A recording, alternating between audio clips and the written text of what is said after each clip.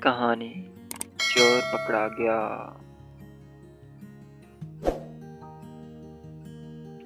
ایک گاؤں میں علی اور احمد دو دوست رہا کرتے تھے۔ علی کا گھر احمد کے گھر سے ذرا دور تھا۔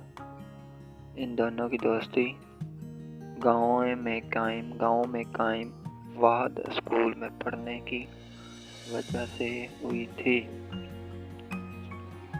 ایک دن احمد کے گھر میں چور کودا، لیکن آہٹ ہونے پر بھاگ گیا۔ یہ بات احمد نے علی کو بتائی۔ علی نے کہا، احمد تم پریشان نہ ہو، آج دونوں دوست رات میں احمد کے گھر میں موجود تھے۔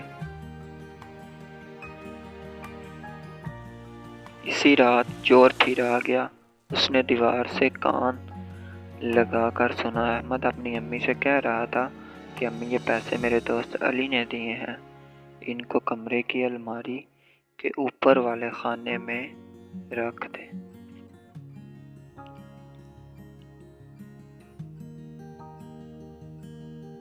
چور یہ سب سن رہا تھا۔ سب کے سونے کے بعد چور اندر کود گیا اور بہت زور سے زمین پر گر کر چلانے لگا۔ احمد اور علی نے اسے پکڑ کر پولیس کے حوالے کر دیا۔ یہ منصوبہ علی کا تھا کہ چور وہاں پر پڑے ہوئے صابن ملے پانی سے پھسل کر گر جائے گا، اس طرح ہم چور کو پکڑ لیں گے، آسانی سے پکڑ لیں گے۔